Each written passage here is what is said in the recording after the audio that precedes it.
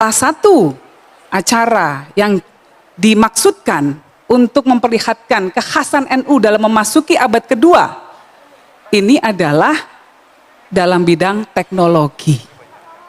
Ya, dalam bidang teknologi NU berharap bisa memberikan kontribusi besar, dan kita lihat banyak anak-anak NU yang luar biasa. Ada Mas Ainun, ini NU ndeles ini. Ya, walaupun tinggalnya di Singapura, gajinya Singapura dolar, tapi NU sangat nih Kiai. Nah, jadi banyak talenta-talenta luar biasa dari NU yang ingin kita tampilkan, dan kita juga ingin merekrut lebih banyak lagi talenta-talenta dari NU yang bisa memberikan kontribusi untuk bangsa dan negara. Nah, tentu ini semua dimaksudkan ya, tidak lain dan tidak bukan untuk menjadi syiar dan menguatkan semangat pengabdian kita semua, pengabdian Nahdlatul Ulama ya, dalam kerangka tentunya ukhuwah Islamiyah, ukhuwah Insaniyah, ukhuwah Wataniyah maupun Basyariyah. Nah, jadi ini semua adalah semangat perjuangannya NU.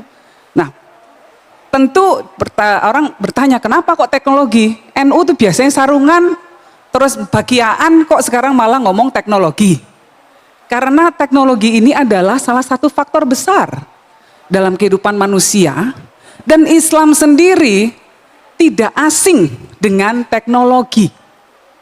Ya, Islam sendiri tidak asing dengan teknologi, dan NU sebagai organisasi Islam terbesar tidak saja di Indonesia tapi juga di dunia tentu sangat akrab dengan teknologi. Kalau dalam sisi keislaman ya, saya punya catatannya nih, apa yang jadi catatan-catatan, invention, temuan-temuan teknologi yang sangat erat kaitannya dengan Islam. Misalnya Ibn Khaitam menciptakan yang namanya lensa, ya, menciptakan kamera. Itu yang menciptakan siapa? Orang Islam. Lalu ada lagi universitas. Ini sistem pendidikan dalam sebuah organisasi yang terstruktur. Itu asalnya juga dari umat Islam. Fatimah Al-Farhi dari Fes, Maroko, abad ke-8 itu sudah bikin universitas. Lalu ada lagi banyak ya, mulai dari Al-Jabar, itu juga dari temuannya orang NU, Al-Khawarizmi, mengarang Kitabul Jabar, Kitab Al-Jabar, itu juga dari orang Islam.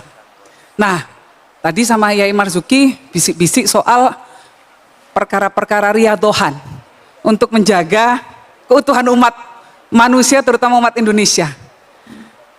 Ada satu kitab yang mungkin kalau orang NU nyebutnya kitab-kitab soal riyadoh, Syamsul Ma'arif,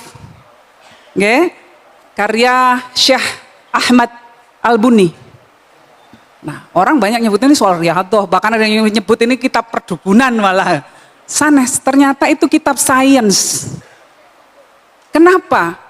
Ini Syekh Al-Buni, ini kan sudah dari tahun berapa? Tahun abad ke-12 Masehi. Kitab itu sudah menyebut bahwa bumi itu bundar. Kurotal ardiyah. Padahal baru-baru ini, belum terlalu lama, beberapa puluh tahun yang lalu, Abdullah bin Bas masih saja menyebut bumi itu datar. Loh, iki loh, orang yang sudah 1200 tahun ya, Al-Buni, Syekh Al-Buni sudah menyatakan bahwa bumi itu bundar. Nah, bahkan menyebut bahwa ada lingkaran yang mengelilingi bumi, namanya Khatul Istiwa, Katulistiwa, garis Katulistiwa. Jadi Islam ini biasa kalau soal teknologi dan inovasi. Ini memang barangnya dari Islam. Ya. Lalu sifir, ya, angka 0 itu juga disebut ini temuannya orang Islam. Bayangkan kalau nggak ada angka 0, kita ngitungnya mau sampai songo. Nggak ada 10 soalnya. Lah bingung kan? Bagaimana kemudian kita mau melakukan apapun. Sekarang hitung-hitungan sudah miliaran, angkanya sudah triliun, angkanya berapa nolnya itu. Nah, artinya karena Islam begitu lekat dengan teknologi, ini sesuatu yang harus dirangkul oleh umat Islam, dan ini harus menjadi salah satu ciri khas NU untuk menyongsong abad kedua. NU itu punya cita-cita bahwa suatu hari nanti ada Nahdliyin dan Nahdliyah yang bisa menjelajah ruang angkasa. Kalau suatu hari nanti mas-mas mbak-mbak dengar ada solawatan di bulan, nah pasti itu orang NU. Nah gitu ya, itu cita-cita kita.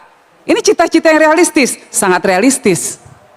Karena saat ini sudah dibahas semua, pesawat ulang-alik menuju bulan, Elon Musk, semua, Jeff Bezos, semua menginvestasikan uang billions of dollars, miliaran dolar, untuk memastikan bahwa teknologinya bisa terjadi.